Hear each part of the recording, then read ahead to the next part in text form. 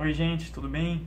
Meu nome é Giovanni Begossi, para quem não me conhece, eu estou falando aqui do Brasil e esta é uma formação sobre adjudicação básica, como parte do programa de treinamento ou ciclo de formações do segundo Campeonato Mundial de Debates em Língua Portuguesa. Vai acontecer lá em Lisboa em abril, vai ser super divertido, eu espero ver vocês lá. Coloquei um slide aí na descrição do vídeo, espero que vocês possam acompanhar por lá, porque tem inclusive imagens, fica mais fácil. Primeira coisa, o que essa formação aborda? Pequeno flagging aqui. Vamos falar sobre a essência do debate competitivo, o papel do adjudicador, as 4 regras de ouro sobre como ler o debate, erros comuns na adjudicação, chegando à call inicial, discussão no painel, como dar um bom feedback e, uma dica bônus, como fazer anotações. Indo para o primeiro ponto, a essência do debate competitivo. Isso é uma coisa muito importante, porque o debate competitivo não é apenas sobre porque você está certo ou porque você tem razão, mas talvez principalmente sobre porque você está mais certo ou tem mais razão que as outras equipes.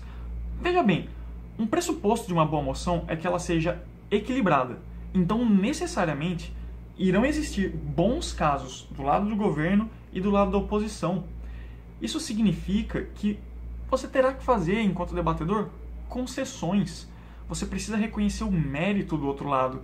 Isso significa que você precisa take them at their best. Você precisa lidar, fazer engagements com o best case scenario da outra equipe e mostrar porque mesmo assim você tem mais razão, porque o stakeholder que você está dizendo que é o mais importante é de fato o mais importante, ou algo desse tipo. Então, no fundo, nós não precisamos apenas argumentar os nossos pontos. Precisamos fazer isso, mas também mostrar por que esses pontos são melhores que os pontos das outras equipes. Isso significa, e gravem isso, porque é muito importante como noção inicial, básica, o debate competitivo é um jogo de interação entre as equipes. Gravem essa palavra, interação. O segundo ponto, e aqui eu não vou perder muito tempo, é mais para nortear uma pessoa que talvez esteja vendo esse vídeo, que não tem a mínima ideia do que é um adjudicador, nunca adjudicou na vida, só para a gente estar na mesma página. 2 coisas aqui. Em primeiro lugar, a função do adjudicador no debate. A primeira coisa que ele faz é manter a ordem na sala. Claro, se ele for chair, presidente de mesa. Isso significa que é o chair que é responsável por chamar os debatedores a ocuparem o seu lugar na tribuna para proferir o seu discurso, ele que vai sinalizar quando o tempo acabar, ou então para fins de POIs, de pergunta, ele que vai falar ordem, ou então não há diálogo, se as equipes estiverem tumultuando um pouquinho a sala, conversando um pouco alto, se um POI passar do tempo, ou seja, um debatedor passar mais de 15 segundos fazendo uma pergunta, o chair aqui vai intervir porque ele necessita de manter a ordem no debate, ok? Segunda coisa que ele faz, e aqui é a coisa mais importante, o adjudicador decide a classificação das equipes, ou seja, num jogo em que existem 4 duplas, cada dupla composta por 2 pessoas, obviamente, porque é uma dupla, você tem então que ranquear essas duplas de primeiro a quarto. Primeiro, segundo, terceiro e quarto. E a terceira coisa, você tem que explicar por que você fez isso. Isso é muito importante, porque se você não tivesse o ônus, enquanto adjudicador, de explicar o porquê você ranqueou as equipes daquela forma, basicamente te dava um cheque em branco para você fazer o que você quisesse e dessas posições da maneira como você bem entendesse, com base na sua opinião pessoal e não com base em toda uma gama de critérios e regras e princípios que são compartilhados pela comunidade internacional de debates, justamente para garantir que a decisão seja justa. Então, o feedback, o momento em que o adjudicador demonstra a razão de ter colocado as equipes nas posições que ele colocou, é justamente uma ferramenta de freios e contrapesos contra decisões arbitrárias. E o quarto ponto é dar feedback construtivo. Aqui é opcional. Talvez você esteja num torneio muito competitivo, em que você está debatendo, você está adjudicando na top room, e não vão ser todos os debatedores que vão estar exatamente abertos a receber as suas dicas sobre um bom argumento que talvez pudesse ser utilizado ou como corrigir uma falha específica. Porém, isso é muito importante, principalmente para quem está começando. Essa ajuda, esse insight sobre como melhorar é crucial e faz parte da função do adjudicador. Acabamos com essa parte de função do debate. Responsabilidade do adjudicador, uma coisa que é muito importante ter em mente. Imaginem duplas que viajaram milhares de quilômetros para estarem ali, naquela sala de debates. Eles pagaram milhares de reais, ou euros, ou dólares, para estar ali e ser adjudicado. O mínimo que você pode fazer é tratar esses argumentos com consideração e respeito. É apenas moral que você faça isso. E também é um pouquinho de empatia, já que você, enquanto debatedor, gostaria que os seus argumentos fossem levados em conta com muito carinho na hora da decisão. Então, em última instância, tratar os argumentos com carinho significa não ter preguiça. Não ter preguiça, por exemplo, deixando de lado um argumento, um caso, só porque as outras equipes não fizeram engagement com ele, não deixaram ele um pouquinho para lá no debate, e você vai, como adjudicador, deixar para lá também. Nada disso. Você precisa se esforçar ao máximo, dar o seu melhor para compreender o que os debatedores estão dizendo. E se por acaso você está dando o seu melhor e não está entendendo, não conseguiu perceber o que o debatedor queria passar, já não é mais culpa sua, pode ser um pouquinho de culpa também do debatedor que não está conseguindo se expressar bem. Mas você precisa dar o seu melhor. Indo para o terceiro ponto, 4 regras de ouro sobre como ler o debate.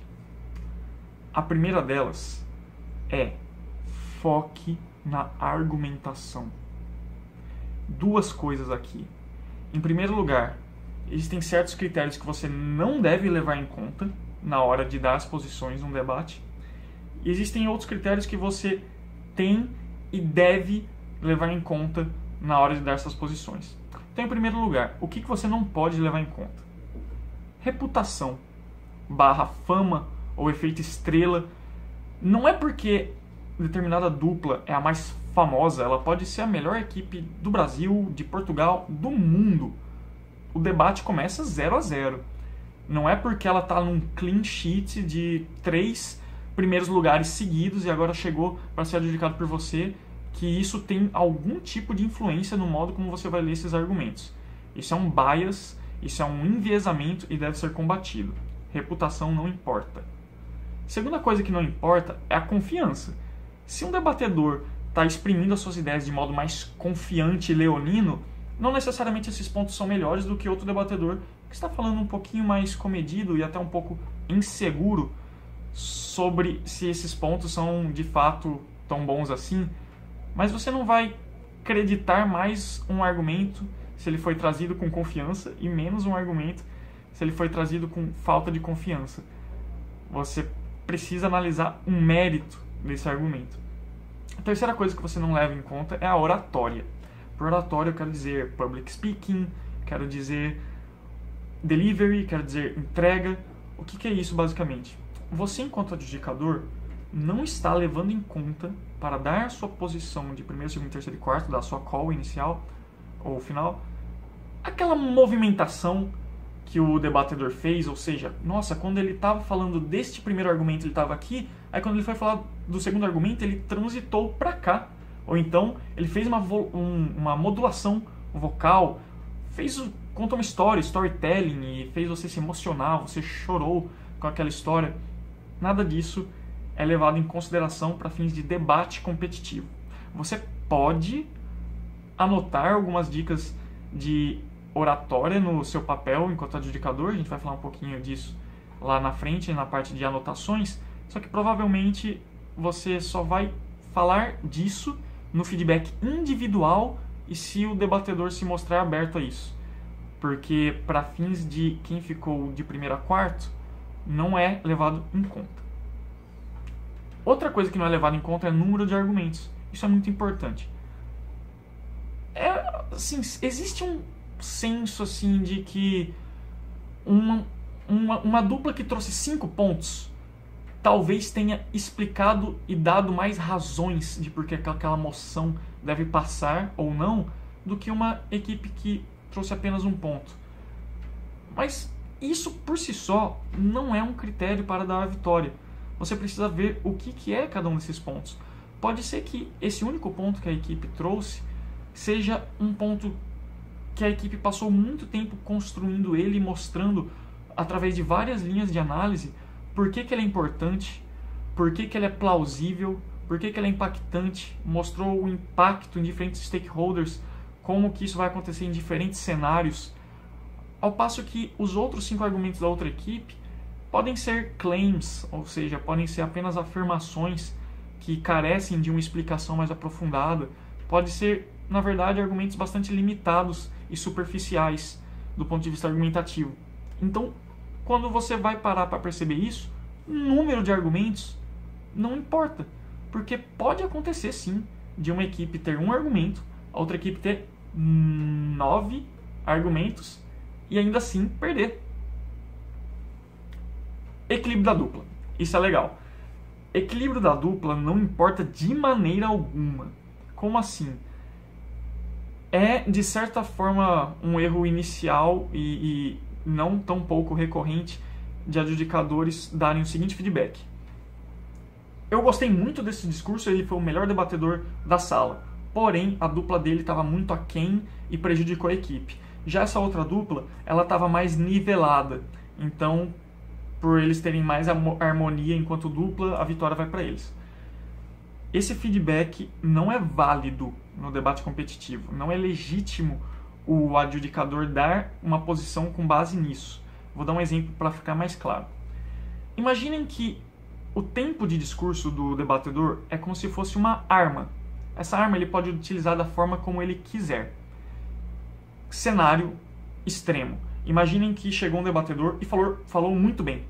Deu diversos pontos de análise e tudo muito nuancizado e com muita caracterização e muito plausível, muito relevante, etc.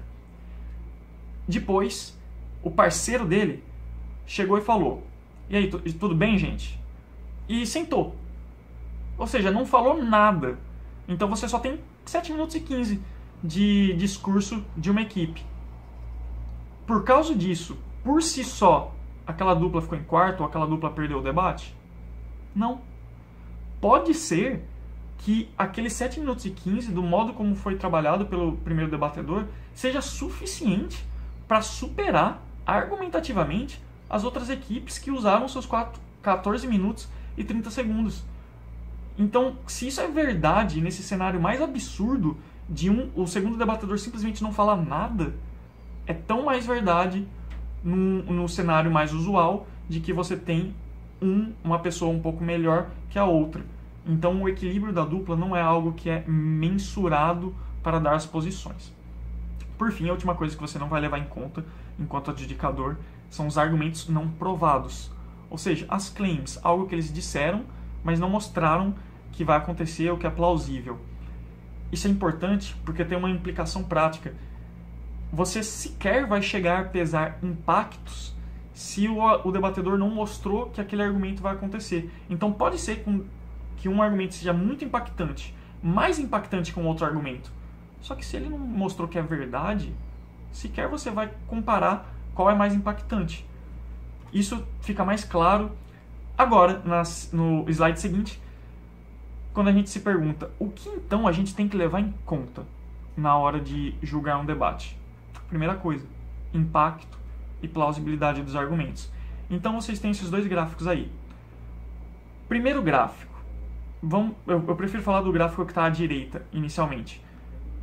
Imagine então um argumento que é altamente impactante, mas que os debatedores falharam em mostrar sua plausibilidade.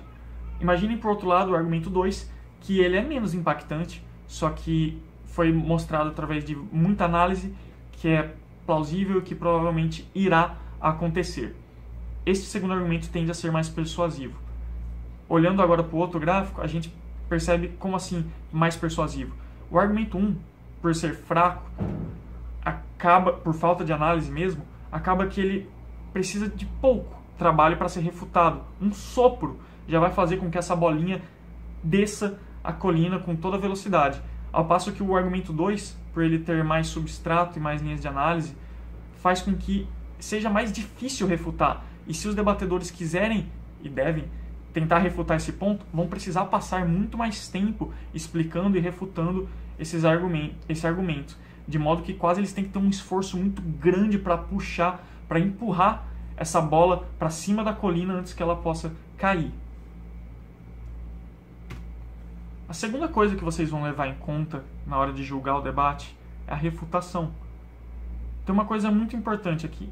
Em primeiro lugar, o que a refutação faz com o argumento? Porque existem refutações que destroem o argumento, ou seja, aquele ponto realmente não mais vai para aquela equipe, mas também tem argumentos que apenas diminuem aquele ponto, que mitigam aquele ponto, que mostram que talvez em alguns cenários isso não vai acontecer, ou que o impacto em determinado grupo não vai ser tão ruim assim. Então é importante o adjudicador ter noção disso, ter noção de que não basta qualquer refutação para derrubar um argumento. Você precisa avaliar o quão eficaz foi essa refutação. E aqui cabe uma pequena explicação sobre dois tipos de refutação, que são análise concorrente e análise negativa. Imaginem, e olhando para o gráfico, que Opening Governments, primeiro governo, OG, falou isso, falou essa barrinha aqui. A primeira oposição, então, vai querer fazer uma análise negativa, de modo que ela vai apontando falhas e mitigando, diminuindo a barrinha do primeiro governo, deixando a barrinha, então, isso aqui. E outra coisa que ela pode fazer, e às vezes, na verdade, na maioria dos casos, acontece os dois, é que além de fazer isso, além de diminuir a barrinha do primeiro governo, também você faz uma análise concorrente de, na verdade, não é isso que vai acontecer, é outra coisa. Então você está fazendo a sua própria barrinha que vai concorrer com a análise que o primeiro governo trouxe. Então, principalmente nesse segundo ponto da análise concorrente, percebam que refutação e construtivo não existe uma diferença tão grande no fundo, porque você pode chamar uma refutação de análise construtiva, uma análise construtiva de refutação. No fundo, você está mostrando que algo vai acontecer ao invés de outra coisa. Por isso também a gente não costuma diferenciar mais pontos ou menos pontos para refutação. Vale o tanto quanto construtivo. Então, seguindo adiante, preenchimento de papéis. Isso conta na hora de julgar o debate? Conta na medida em que é necessário ter noção, ou melhor, ter total fluência em qual é a função de cada debatedor e de cada dupla no debate para não contar argumentos proibidos, por exemplo, um argumento novo no whip, ou contar argumentos que são totalmente permitidos, como uma refutação no whip, ou então uma extensão que seja puramente refutação substantiva, naquela lógica de análise concorrente que eu tinha dito. Isso é legítimo, não é porque o debatedor não falou que vou trazer 3 pontos construtivos que ele não vai ser considerado. Então, falando um pouquinho sobre as funções do debate, espera-se que o primeiro governo primeiro diga qual que é o problema que justifica aquela moção e traga algum tipo de argumento sobre por que aquela moção resolve esse problema, por que é melhor que a alternativa, ou então por que é bom fazer isso de modo geral. Se o primeiro governo não traz argumentos desse tipo, não é que eles levam quarto lugar automático. Isso é um contrassenso. Não existe quarto lugar automático. Imaginem que 2 equipes então cometam erros passíveis de quarto lugar automático. Quem que fica no quarto lugar automático? Então isso não existe. Só que provavelmente o caso do primeiro governo está um pouquinho deficiente ou incompleto. Já a primeira oposição, espera-se que ou ela defenda o status quo, ou seja, contrário, ela seja contra a mudança através da moção, ou então ela defenda uma contramedida, uma outra proposta que seja necessariamente mutuamente exclusiva com a moção. Significa que contramedida e moção não podem coexistir no mesmo universo. Senão o governo simplesmente fala, a gente concorda e vai fazer isso também. E não há debate. Então espera-se que a primeira oposição ou defenda o status quo ou dê uma contramedida e também explique, pelo menos, por que essa contramedida, se decidir trazer, é melhor que a moção e algum tipo de argumento sobre por que o problema que o primeiro governo está pintando não existe, por que a solução não resolve, por que na verdade a solução cria mais problemas. E partindo para as segundas casas, a extensão necessariamente tem que ter algo novo. Este algo novo pode vir na forma de um novo argumento, pode vir na forma de uma nova análise dentro de um argumento que já foi trazido, ou seja, respectivamente, extensão horizontal e vertical. E também pode ser na forma de refutação substantiva. Já o IP, ele não pode trazer argumentos novos, isso é uma regra básica do debate competitivo, só que pode trazer bastante coisa. Pode trazer refutação, framing, contexto, reconstruir um argumento que previamente tinha sido desconstruído ou refutado, etc. E já que a gente já está falando das segundas casas, cabe aqui falar um pouquinho de backstabbing. Backstabbing ou knifing, que é traduzido por apunhalar pelas costas, é quando a segunda bancada, seja do governo, seja da oposição, contradiz a sua primeira bancada. O que isso significa? Quer dizer que existe uma linha argumentativa da segunda bancada que, para ser verdade, necessariamente requer que a primeira bancada esteja errada. E isso não é legítimo no debate competitivo, e vamos falar como se portar, como julgar diante de um backstabbing daqui a pouquinho. A segunda dica sobre, ou melhor, a segunda regra de ouro sobre como julgar bem e como ler o debate bem é: pense como eleitor razoável médio. Duas coisas muito importantes aqui. Existem coisas que a gente não sabe enquanto eleitor razoável médio, e existem coisas que a gente sabe enquanto eleitor razoável médio. Então, o que a gente sabe? Nós, enquanto eleitores razoáveis médios, somos relativamente bem informados. O que isso significa? Quer dizer que nós sabemos mais ou menos o que está acontecendo no mundo. É como se nós soubéssemos as manchetes das notícias, mas não soubéssemos o conteúdo, os detalhes, as especificações. Significa que eu tenho noção, enquanto juiz, que existe uma guerra civil na Síria, que lá é uma situação muito delicada, que existem vários stakeholders envolvidos, só que eu não tenho detalhes importantes, ou melhor, muito específicos de relações internacionais, como movimentação das tropas. A segunda coisa que a gente sabe, enquanto adjudicador eleitor razoável médio, é a lógica.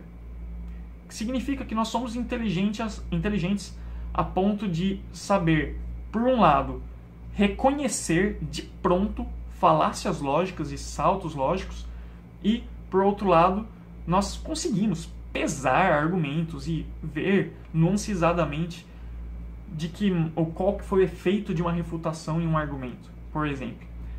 Nessa questão da falácia lógica, significa que não é válido para fins de feedback e adjudicação um adjudicador dizer o seguinte: eu sei que isso é uma falácia, eu sei que isso é, por exemplo, um espantalho, eu sei que isso é um ad hominem, eu sei que isso é um discurso de autoridade, só que o cidadão médio teria sido enganado. O cidadão médio teria incorrido no erro de achar que o debatedor está certo em fazer isso. Não. O eleitor razoável médio no debate competitivo é uma figura um pouquinho diferente do cidadão médio que geralmente se utiliza no direito, por exemplo, né? Pensar como a pessoa média iria agir numa determinada situação. Então nós somos eleitores razoável médios que são inteligentes e bem informados. Terceira coisa, nós enquanto adjudicadores somos experts nas regras do British Parliamentary. Significa que nós conseguimos identificar claramente, sem que alguém aponte isso para nós, se houve um backstabbing, se algum argumento no IP foi novo e coisas assim. Agora, o que a gente não sabe de modo nenhum, Antes de falar o que a gente não sabe, 2 comentários um pouquinho mais detalhados, mas que vocês vão ver que são bastante importantes. Então tem aí no slide. Se opening opposition, primeira oposição, faz trabalho de primeiro governo e o caso da segunda oposição é, obviamente, contrário com a primeira casa. Imaginem, a primeira oposição leu mal a moção e fez trabalho de primeiro governo. E daí a segunda oposição, que leu bem a moção e sabe o ônus, o burden que ela tem naquele debate, tem um conteúdo que é contraditório com a primeira equipe que não leu bem a moção, portanto não compreendeu qual era o ônus dela naquele debate. Isso é backstabbing? A segunda oposição deve ter seus argumentos desconsiderados? Não, isso seria completamente injusto. Qual que é a leitura adequada aqui? Os argumentos da primeira bancada sequer foram considerados, porque como nós sabemos as regras de British Parliamentary, sabemos que a oposição tem que se opor à moção, seja defendendo o status quo, seja apresentando uma contramedida, e não, ela foi a favor da moção naquele contexto, isso é contrário às regras. Então você nem considerou. Um segundo comentário, e aqui eu aproveito para dizer, por que as regras do debate competitivo existem e merecem ser seguidas? Justiça. Cada regra tem uma motivação por trás. Por exemplo, por que o backstabbing, o apunhalamento pelas costas, faz com que o material que dependa de um backstabbing seja necessariamente desconsiderado? Explicação que está aí no slide, porque não é razoável que as primeiras bancadas tenham que lidar com linhas de argumentação mutuamente exclusivas. Imaginem que o primeiro governo, e aí é o exemplo que está no slide, diz que vai levar a maior instabilidade, e isso é bom porque vai no Oriente Médio, isso é bom porque vai levar a uma revolução, e o segundo governo chega falando, não, vai levar instabilidade, isso é bom porque vai aumentar a qualidade de vida. E a primeira oposição aqui fez engagement com o primeiro governo e não tinha como prever que eles iam ir para um lado completamente distante do debate. Isso prejudica a primeira oposição. E aqui cabe um comentário e uma pequena diferenciação entre backstabbing e even if, argumentos de mesmo que. Se a segunda oposição ou o segundo governo diz, vamos pegar o exemplo do segundo governo, o primeiro governo está certo em dizer que isso leva à instabilidade. Porém, vamos mostrar na segunda casa que mesmo pegando o best case scenario da oposição em que leva à estabilidade, por que isso é bom? Isso não é uma contradição, isso é permitido no debate competitivo. Partindo então para coisas que nós não sabemos enquanto juízes, não temos conhecimento específico naquela lógica de sabermos apenas as manchetes, significa que também que não temos argumentos técnicos, conhecimento técnico. Se um debatedor for trazer algo muito técnico sobre economia, relações internacionais, sobre engenharia, ele tem, no mínimo, o ônus de explicar didaticamente e passo a passo, de modo que o eleitor razoável médio compreenda o que ele quer dizer. De modo que não vai haver um favorecimento aqui se o debatedor está falando um argumento que dependa, porque ele é pós-doutor em física e ele está dando um argumento de nível de pós-doutorado em física que só ele está entendendo, e você, por acaso, tem um pós-doutorado em física também, então você entendeu o que ele está falando e ele vai ficar em primeiro. Não, você tem que desconsiderar o seu conhecimento de pós-doutor em física para entrar na figura do eleitor razoável médio e julgar o debate. Segunda coisa que nós não sabemos, argumentos que ouvimos no passado, também não sabemos argumentos que nós teríamos usado, posições políticas, se eu sou mais à direita, mais à esquerda, concepção filosófica de bem, se eu particularmente não gosto de argumentos utilitaristas. Isso não importa. Mesmo que vá contra coisas que você pessoalmente acredita, se o debatedor conseguiu mostrar de modo plausível e impactante, com análise, que aquele argumento vai acontecer, que é importante, que aquele impacto vai acontecer e que aquilo é importante, de modo a convencer o eleitor razoável médio, você tem que levar aquilo em consideração. Você tem que acreditar aquela dupla. Então, o que isso significa na prática? Esse negócio de ser o eleitor razoável médio e não levar em conta aquelas coisas e levar em conta as coisas que eu acabei de dizer. A gente não pode inserir refutação que não seja óbvia, por exemplo, falácias. Não podemos inserir refutação em argumentos que nós não gostamos e não podemos completar lacunas, ou seja, preencher os saltos lógicos de debatedores, porque são argumentos que nós gostamos. Nós precisamos, enquanto juízes, nos abster de fazer isso e julgar o debate com base no que o debate foi, no que os debatedores realmente falaram e provaram. Também é importante que nós não ponderemos, simplesmente por um motivo pessoal, quais são os stakeholders ou qual argumento é o mais importante naquele debate. São os debatedores, isso é contencioso, são os debatedores que têm que brigar entre si qual que é o argumento mais forte para ver quem te convence. E aqui é só uma exceção, tá, gente? No pior cenário possível, em que nenhum debatedor te diz por que você tem que se importar mais com aquele argumento que está sendo trazido, você vai fazer o seguinte: primeiro vai analisar qual argumento foi mais bem explicado, porque pode ser que realmente ninguém tenha dito por que é mais importante, mas um seja muito mais plausível que outro, porque foi dado muito mais análise. E outra coisa, no último caso, worst case scenario, se você enquanto adjudicador precisar intervir, entre aspas, para dizer qual argumento é mais importante, faça de modo que possa justificar. Como assim? Exemplo: se uma bancada diz que vai levar ao fim da guerra e outra bancada diz que vai levar ao fim do desemprego, ninguém me disse por que eu tenho que me importar mais com um argumento ou com outro, é razoável pressupor que as pessoas concordariam em dizer que a guerra e o seu fim é algo mais importante do que diminuir o desemprego. Mas isso, gente, é exceção. A regra geral é que o adjudicador deve se abster de ponderar as métricas e deixar o debatedor explicar qual que deve ser seguida. Terceira regra de ouro, prosseguindo: seja comparativo. O que isso quer dizer? Durante todo o debate, você deve ter noção de qual que é o placar. Ou seja, quem que está na frente, quem que está ganhando, quem está na frente de quem e por quê. Então, duas dicas. Primeiro, imagine assim: o debate começou, é um tema, obviamente, polêmico, porque tem dois lados, um a favor, um contra, e você é uma tábula rasa, está querendo legitimamente formar a sua opinião e votar. Você que tem, enquanto adjudicador, poder de voto, não são os debatedores. E um lado está tentando te convencer a votar a favor da moção, outro lado está tentando te convencer a votar contra a moção. Aí chegou o primeiro-ministro e ele deu razões de por que você deve apoiar a moção. Quando o primeiro-ministro acaba de falar, provavelmente você está concordando em votar a favor da moção, porque só teve argumentos a favor da moção. Só que quando o líder da oposição chegar e falar o discurso dele, você já vai ter aqui novos argumentos e refutação. Então você já vai poder pesar e dizer: com quem que eu estou concordando? Se o debate acabasse aqui, eu daria a vitória para o governo ou para a oposição? Aí vem o adjunto. Vamos supor que você agora está concordando com o líder da oposição, de que a moção não deve passar.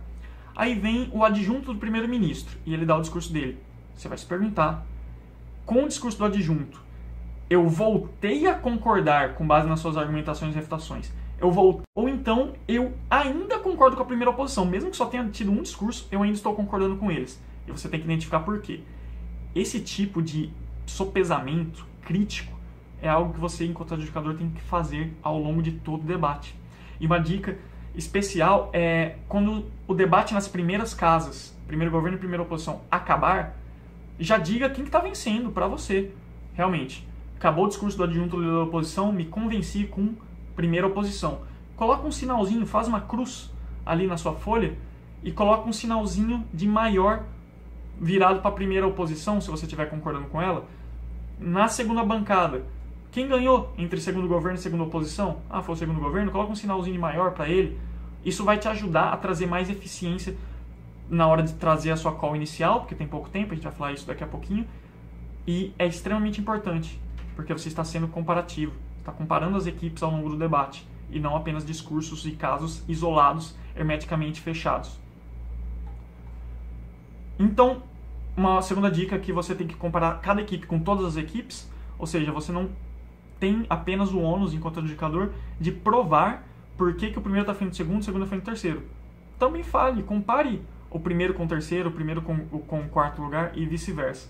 Esteja constantemente disposto a mudar de ideia, é claro, e não beneficie uma dupla pelo esforço de outra. Como assim? Significa que, imagine que nas primeiras bancadas, realmente, a primeira oposição venceu, porque no embate aqui, eles provaram e te convenceram melhor. Aí vem o segundo governo e é tão superior que refuta e acaba com o caso da primeira oposição. Quer dizer que agora, porque o segundo governo acabou com a primeira oposição, você vai colocar inclusive o primeiro governo na frente da primeira oposição? Não. A primeira oposição, o primeiro governo perdeu para a primeira oposição. Quem ganhou da primeira oposição foi o segundo governo. Então você não vai beneficiar essa equipe do primeiro governo por causa de um esforço que foi do segundo governo.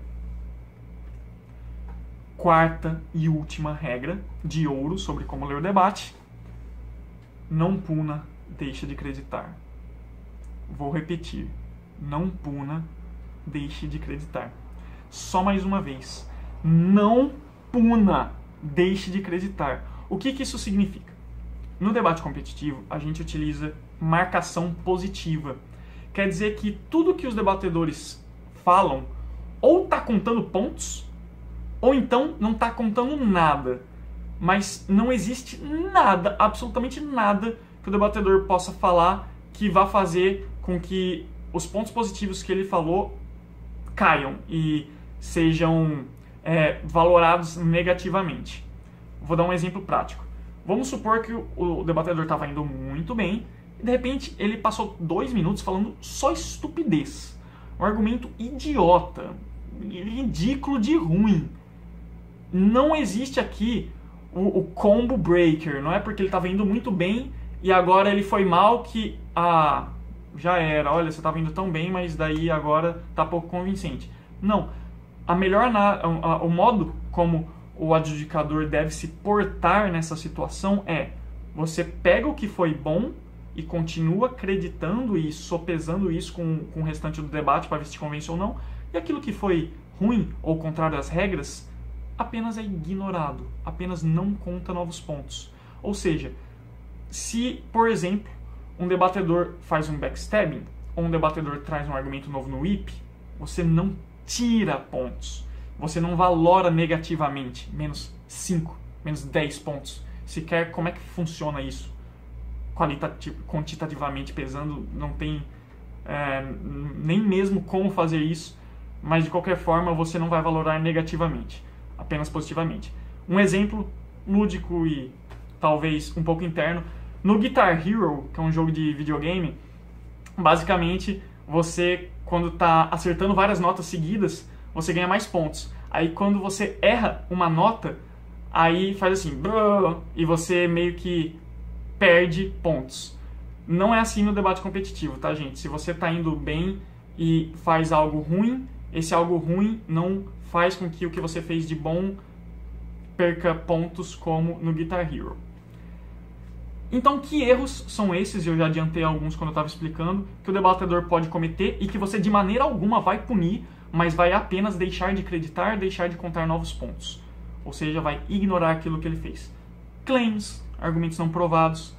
Contradições, se ele disse algo e depois disse outra coisa diferente, um não anula o outro. Você vai considerar, então, aquilo que ele explicou melhor, ou que ele mostrou que é mais impactante.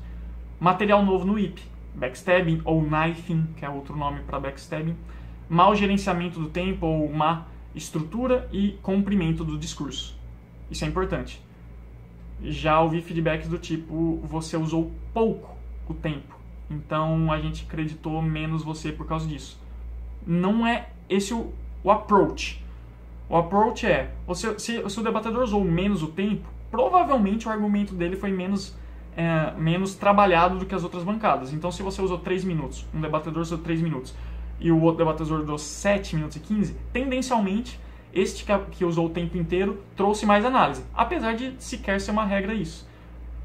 Mas, regra geral, então, cumprimento do discurso e todos esses outros critérios, você não vai deixar de punir, analise o mérito argumentativo daquilo que for bom, e dentro das regras. Quarta coisa, gente, erros comuns na adjudicação. Aqui eu vou passar um pouquinho rápido, e eu queria dar os créditos para o Daniel Rocha, da Sociedade de Debate da FGV, que redigiu isso e ficou realmente muito interessante. Algumas das coisas que estão aí no slide sobre os erros comuns, eu acabei já citando ao longo da explicação. Por isso, eu vou passar um pouquinho mais rápido, mas são coisas muito importantes, porque são erros recorrentes e são coisas que os juízes devem tomar especial cuidado.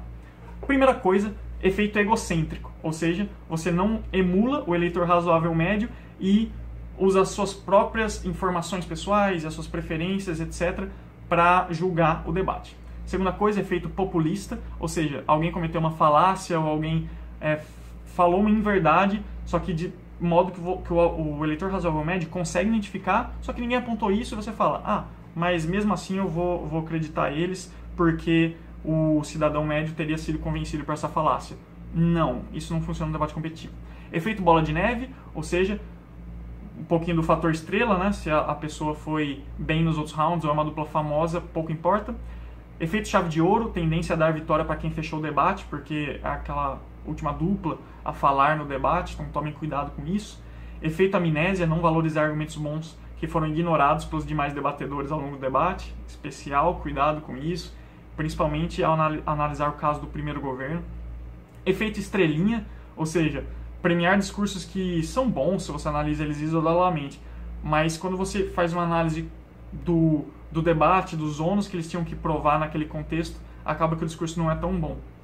Efeito comédia romântica, ou seja, você leva em conta a emoção, a oratória, tudo isso para dizer se algo foi persuasivo ou bom ou não. Efeito mão nervosa, ou seja, você acaba punindo e valorando negativamente erros dos debatedores, sendo que isso não deve acontecer. E aqui só duas exceções, né? POIs, perguntas. Se o debatedor não recebeu perguntas, não necessariamente ele vai ser punido com relação a isso, mas provavelmente o engagement pode ter ficado prejudicado. E esse fator de engagement é muito importante, em especial para close calls, para votos, para quando duas equipes estão muito próximas. Então, isso pode prejudicar o engagement, mas não é algo que é quantitativamente mensurado, é qualitativamente mensurado. E outra exceção é a definição do primeiro-ministro, que não é porque ela foi ruim que você vai acabar punindo ele. Ele vai se punir automaticamente na medida em que prejudicar a sua própria persuasão. Efeito calculadora, que é tentar analisar justamente quantitativamente e isoladamente os argumentos, ao invés de modo mais geral e holístico. E aqui eu aproveito para dizer, quando a gente diz holístico, significa que, inclusive, POIs são muito importantes para persuadir o adjudicador. Então, imaginem, se um POI ele pode ter um efeito crucial num debate, de mostrar uma contradição, de mostrar uma falha lógica, de mostrar para a adjudicação um ponto que ainda não foi refutado. Então, os POIs também são levados em conta na hora da adjudicação, não é apenas um material construtivo, ou melhor, o discurso proferido. Efeito Popper, desconsiderar totalmente argumentos sólidos, porque tiveram algumas refutações. No fundo, é aquilo de saber o que a refutação fez com o argumento. Efeito metralhadora de dados, ou seja, você trazer muitas garantias, muitas caracterizações, etc., mas não conseguir mostrar por que aquilo é importante e relevante, como é que se conecta no contexto do debate. Efeito vidente, não julgar o debate pelo que ele foi, mas pelo que você compreendeu que o debatedor queria dizer. Você deve se abster de fazer isso e apenas julgar o que o debate foi, o que foi dito. Efeito taoísta, que é aquele negócio de harmonia da dupla. Não é critério. Efeito iceberg, que existe uma certa tendência de considerar argumentos como bem explicados, quando na verdade não foram. Tente perceber se o adjudicador realmente deu bastante análise sobre por que aquilo é verdade, por que é importante, se analisou diversos cenários e diversos impactos em diferentes grupos. Não necessariamente o argumento vai ser ruim se ele não fizer alguma coisa dessas que eu disse. Mas veja até onde vai o grau de profundidade do argumento. Às vezes é mais superficial do que a gente pensa. E principalmente do que o debatedor pensa. E efeito curandeiro, que é esse negócio de beneficiar uma dupla pelo esforço de outra. Porque meio que a segunda casa salva a primeira casa ao refutar a outra casa. Então, ponto 5, chegando à call inicial. Você, enquanto adjudicador, adjudicou ao longo do debate, fez aquele sopesamento crítico sobre qual equipe está na frente ou não. Quando o debate acabar, o chair vai pedir para os debatedores se cumprimentarem, depois vai pedir que os debatedores se ausentem da sala ou então, se for, sei lá, uma final, algo assim, ou as circunstâncias práticas forem necessitarem que sejam os adjudicadores a sair e não os debatedores, mas enfim, isso não é nem importante.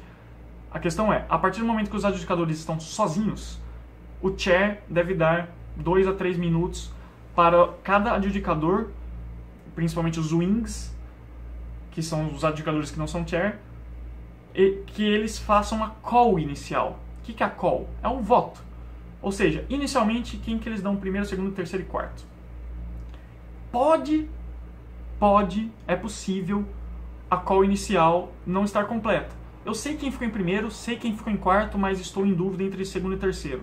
Isso é completamente legítimo. É uma call inicial. Mas o que é importante pontuar aqui?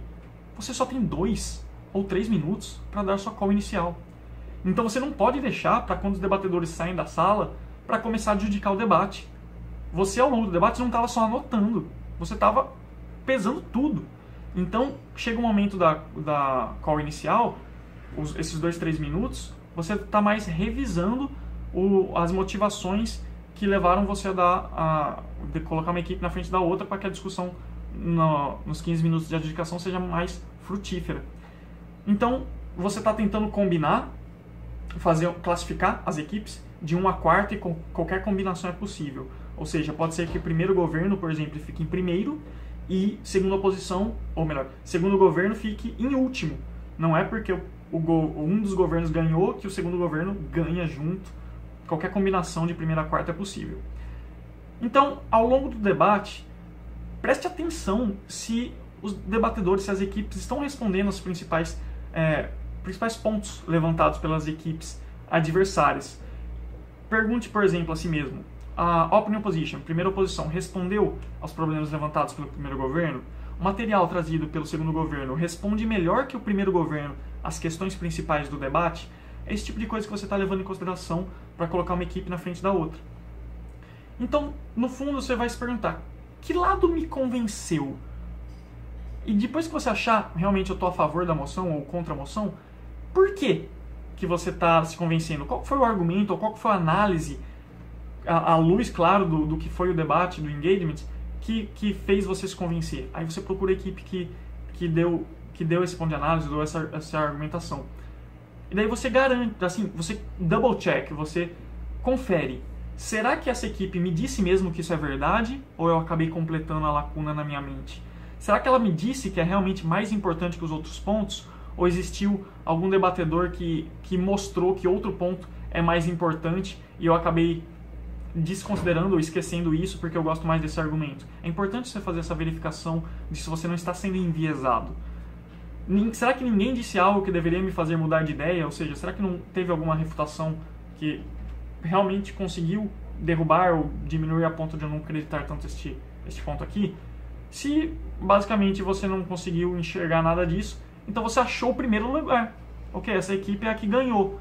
E agora o que você faz? Por um momento você desconsidera a contribuição dessa equipe e se pergunta: então, tirando essa equipe, quem que me convenceu mais? Vamos supor que a primeira oposição tivesse te convencido mais. Agora que você já deu a vitória para ela, você pergunta: ok, se a primeira oposição não tivesse aqui, quem que tinha me convencido mais? Eu ainda estava com a oposição, nesse caso a segunda oposição ganhou, ou será que eu me convencia mais com o governo? Nesse caso eu preciso identificar por que eu me convenço mais com o governo, que daí eu vou identificar qual foi a casa vencedora, ou melhor, que está em segundo lugar do lado do governo. E daí você vai repetir nesse processo até você ter o ranking de primeiro a quarto. Ponto 6, discussão no painel, prosseguindo. Então, já comentei que ao longo do debate você vai adjudicar individualmente, vai fazendo as suas anotações, porque você vai ter apenas de 2 a 3 minutos para dar sua call inicial a partir do momento que vocês estão sozinhos na sala.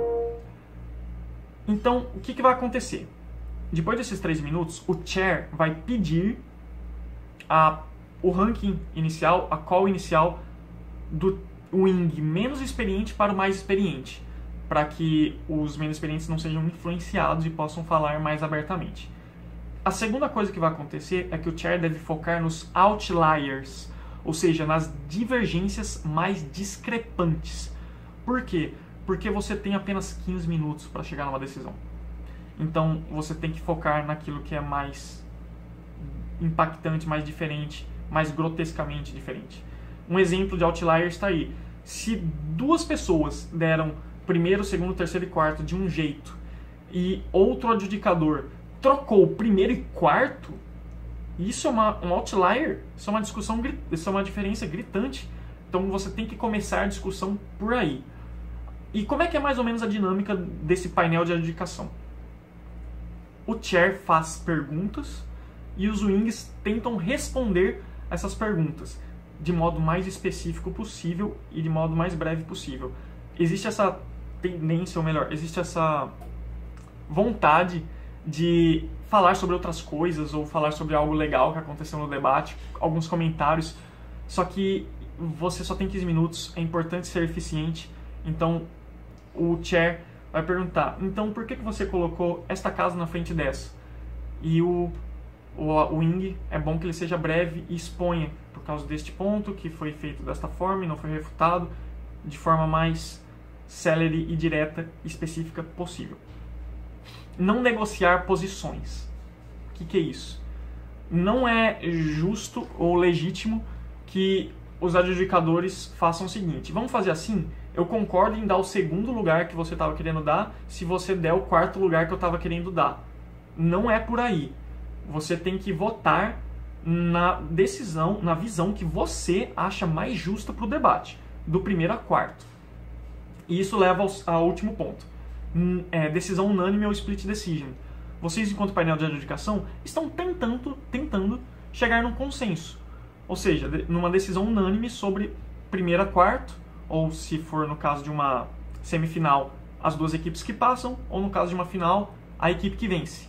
Vocês estão tentando chegar numa decisão unânime. Só que se isso não ocorrer, se após a adjudicação e o embate, digamos assim, realmente duas partes que divergem não ficaram convencidas de que realmente a outra visão é a mais justa, é completamente legítimo que se faça aqui um split decision, ou seja, uma decisão separada, que uma pessoa seja voto vencido. Então, enquanto adjudicador, não tenha medo de ser voto vencido. Não fale do tipo, eu não concordo, mas vou seguir a maioria. Se você não concorde, vote separadamente, seja voto vencido. O adjudicador, o chair, na hora do feedback, vai falar que a decisão não foi unânime e você, inclusive, voto vencido, vai ter um tempo ao final do feedback para expor o seu ponto de vista. E pode ser que os debatedores concordem com você. Então, realmente, sejam votos vencidos quando for necessário. Porém, tenham um mindset, digamos assim, de colaboração, que é justamente um ponto que está no slide seguinte. Mindset de colaboração entre chair e wing.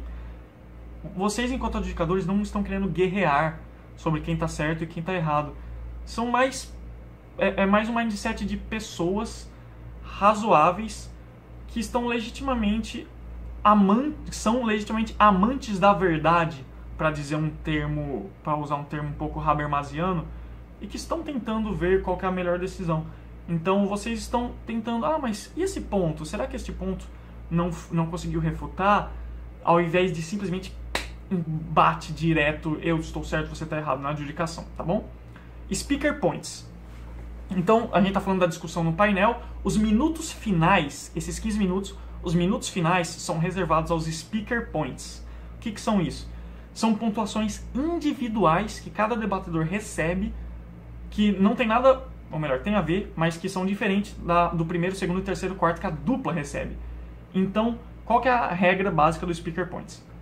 Você pode dar qualquer número entre 50 e 100 e necessariamente a soma dos pontos da dupla que ficou em primeiro lugar deve ficar maior que a soma dos pontos da dupla que ficou em segundo lugar, e terceiro e quarto a mesma coisa se aplica. Segundo marca o terceiro, terceiro marca o quarto. Como assim? Quer dizer que se você deu 7,5, 7,4 para primeiro governo, significa que 149, a soma deles, quer dizer que a soma dos pontos da primeira oposição, se eles ficarem em segundo lugar, por exemplo, só pode ser até 148. Então você pode dar, por exemplo, 7,5, 7,3. você pode dar 7-4, 7-4. E existe um speaker scale, ou seja, existe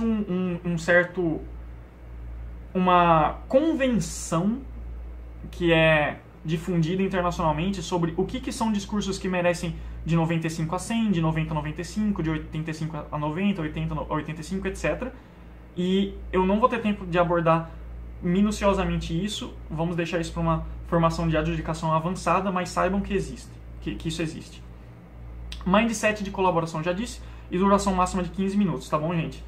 Não passem de 15 minutos na hora da adjudicação. Já ouvi falar de decisões que duraram horas para serem tomadas. Isso não é positivo. Se os debatedores têm um ônus de mostrar que eles venceram o debate nos 15 minutos que você tem de adjudicação. Isso faz parte do jogo. Se você está prolongando por horas a adjudicação, o jogo já está mudando e a decisão já não está mais tão a ver com o debate competitivo. Ponto 7, como dar um bom feedback. E eu vou correr um pouquinho só para a formação não ficar tão longa, tá, gente? Primeiro, não demore para dar as posições. As equipes estão muito ansiosas e estressadas. E se você ficar enrolando muito, elas vão provavelmente não gostar muito de você. Existem várias formas de dar feedback. Tem duas mais comuns. Uma é a cronológica. Você vai explicando como é que se desenvolveu o debate. O primeiro governo disse isso foi interagido desta forma pela primeira oposição. O segundo governo trouxe isso, o modo como isso entrou no debate foi desta forma, a segunda oposição disse isso. Isso é um modo cronológico. E tem também o modo do primeiro ao quarto. O primeiro lugar falou isso e, portanto, e ficou na frente do segundo por causa disso aqui, e depois quem ficou em segundo teve essa contribuição, etc. Acaba que o feedback cronológico ele é um pouco mais fácil e mais lógico, porque segue a própria ordem de como o adjudicador formou a opinião dele, porque ele adjudicou ao longo do debate. Então você vai poder expor todo esse processo de formação da sua opinião na hora do feedback, ao invés de ter que fazer uma explicação completamente diferente do que foi o seu raciocínio ao longo do debate. Mas existem essas duas formas. Últimos lugares merecem o mesmo tempo de consideração e feedback que os primeiros lugares, isso é importante, não foque 13 minutos de feedback porque que o primeiro está na frente do segundo e deixe o quarto lugar para 1 minuto. Não faça isso. Exemplos de estrutura, um exemplo de estrutura de feedback.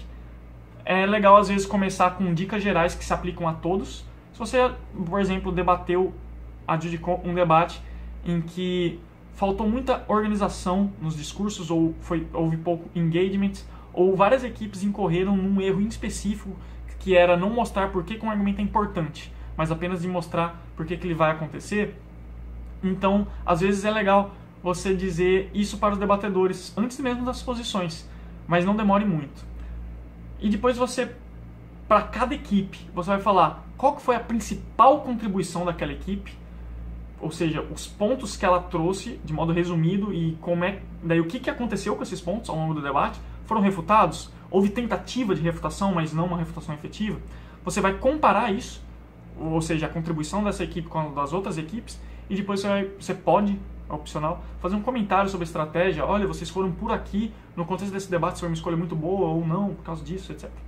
Se a ideia geral não resolver, vá para os detalhes, pontos muito mais específicos, porque se você já tem que ser específico no feedback mesmo geral, se nos detalhes é do tipo, não, mas realmente nesta linha aqui da argumentação você falou isso.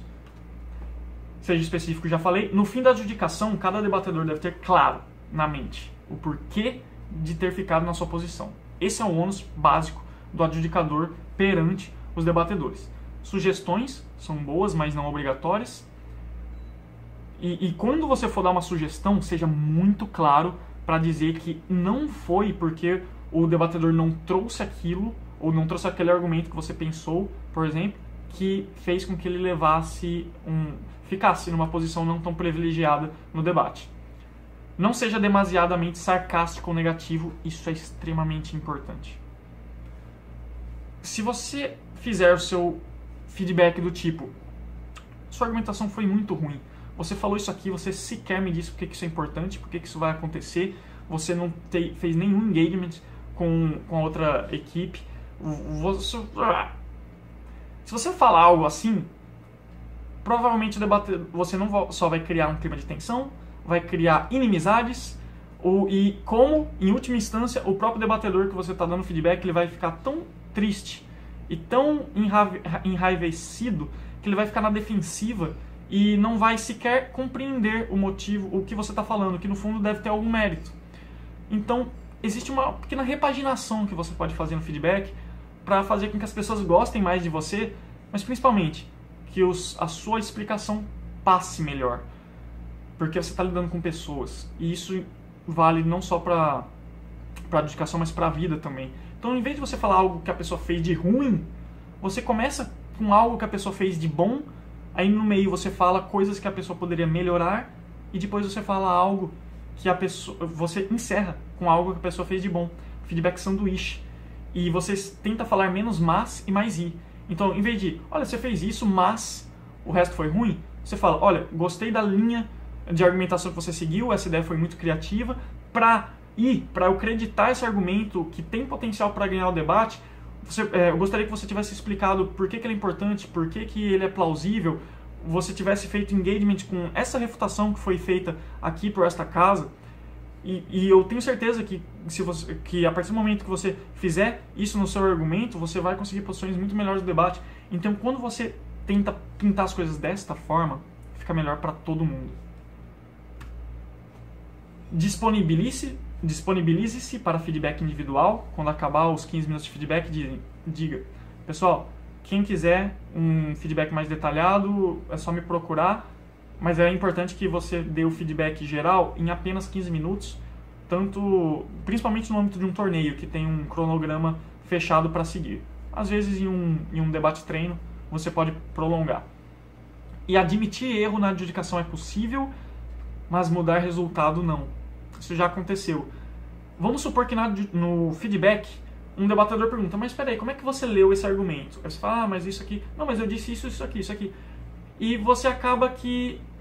Fale, caramba, realmente agora que você falou isso, você tem razão e eu mudaria essas posições. É razoável e até legítimo você admitir que errou, só que isso não tem impacto na mudança do resultado. Você não vai sair correndo atrás da organização do torneio, por exemplo, e falar, não, muda essas duas equipes. A decisão foi dada e ela é final, a partir do momento que o ballot, o papelzinho com as posições e speaker points, foi entregue para a organização, ok? Então, e isso tem, na verdade, também uma finalidade prática muito grande. Se você abre o precedente de você conseguir mudar posições no feedback, você vai dar um incentivo gigante para debatedores chegarem super combativos para o feedback, para tentar mostrar, já imaginou o quarto lugar? Tentar argumentar ali no feedback para tentar mudar a posição, isso seria uma bagunça. Então, não é possível mudar as posições. Um exemplo do que é um bom feedback. Então, primeiro a oposição nos deu esses dois argumentos, o impacto nas crianças e o impacto nas mulheres. Comparando com a segunda oposição, nós achamos que o primeiro argumento é uma repetição do que a primeira oposição já disse, mas achamos bom o segundo argumento sobre os países em desenvolvimento. Aí nós discutimos por um tempo na adjudicação qual que esses pontos eram mais importantes. E a gente chegou à conclusão que a segunda oposição, a closing opposition, trouxe 3 pontos de análise que justificam por que isso importava mais. Em primeiro lugar, eles mostraram que afeta mais pessoas. Em segundo lugar, que essas pessoas são mais vulneráveis. E em terceiro lugar, que o impacto em crianças e mulheres seria, na verdade, um pouco incerto. E por isso, a gente pensa que a contribuição material da segunda oposição é mais completa e ligeiramente melhor justificada na sua importância do que o material da primeira oposição. Isso é um exemplo de um bom feedback, de um feedback específico e de um feedback comparativo. Outro exemplo de um bom feedback seria dizer, tivemos este argumento do primeiro governo, embora estivéssemos preocupados se isso era verdadeiro ou não foi apontado no debate, então estávamos convencidos de que esse impacto aconteceria pelo menos alguma das vezes, e parecia importante. Contudo, na primeira oposição, há 2 pontos de refutação que minam esse argumento, porque eles nos mostram que, 1, isso não vai acontecer, e 2, isso não é... Traz ainda um argumento sobre por que a gente deve priorizar esse determinado grupo. E o primeiro governo não fez engagement com esse argumento. E por isso a primeira oposição fica na frente do segundo governo. Então, vejam, comparem esse tipo de análise com uma análise do tipo Open Opposition fez mais análise e foi mais estruturada. Já os argumentos do primeiro governo foram menos comparativos e menos convincentes. Esse tipo de adjudicação pouco comparativa e pouco específica não é particularmente aconselhável no debate competitivo. E, por fim, dica bônus, e essa formação já está mais longa do que deveria, como fazer anotações. Em primeiro lugar, faça anotações claras e detalhadas, porque na hora da adjudicação vai ser útil você poder se reportar a elas e elas poderem te ajudar porque são detalhadas. Citações exatas são boas. 2 ou 3 cores, uma para o discurso que o debatedor está dando e outra para comentários que você vai fazer. Dê um jeito de colocar os piores em algum lugar ali que você consiga distinguir e utilize símbolos, no fim das contas, para ser mais rápido. Então, por exemplo, em vez de escrever refutação, você coloca um símbolo para simbolizar a refutação. Em vez de você ficar anotando que isso é uma claim, você coloca 3 pontinhos, ou seja, que necessitava de mais análise. Em vez de você, não entendi esse ponto, você escrever tudo isso, coloca um ponto de interrogação, você com certeza vai criar o seu próprio sistema, que existem 1 milhão de maneiras de fazer isso. Você pode fazer anotações sobre estrutura, tempo, etc., mas é melhor guardar isso para o feedback individual, porque se você falar no geral, é capaz das equipes pensarem que isso foi determinante na hora de dar a posição, e aí você vai ficar pintado como um mau adjudicador. E uma sugestão é você usar o seguinte esquema: 2 folhas, e cada uma dessas folhas dividida em 4 partes, para cada discurso. Então você tem 4 partes em 2 folhas, 8 caixas, uma para cada discurso. Você tem outra folha que é a visão geral do debate. E eu já tinha dado aquela dica sobre a cruz, né? Colocar uma cruz que te permita fazer uma adjudicação progressiva. Então no outro slide tem esse exemplo das 3 folhas, como é que ela ficaria mais ou menos em termos de divisão do papel e como você anota em tópicos e colocaria ali comentários em vermelho. Isso aqui é tudo no âmbito da sugestão, mas para ficar um pouquinho mais tangível. E para encerrar, gente, para vocês melhorarem na adjudicação, é importante praticar. Então, não deixem de adjudicar em torneios, em especial torneios internacionais, que tendem a ter chairs muito experientes. Peça dicas para debatedores, ou melhor, para adjudicadores experientes, online mesmo, e use e abuse dos debates online, seja assistir esses debates, seja adjudicar online esses debates. Podem ser ferramentas muito positivas para você melhorar enquanto adjudicador. E eu queria agradecer a vocês pela atenção e dizer que estou muito ansioso por ver e adjudicar vocês e com vocês lá no Campeonato Mundial de Debates em Língua Portuguesa. Até a próxima!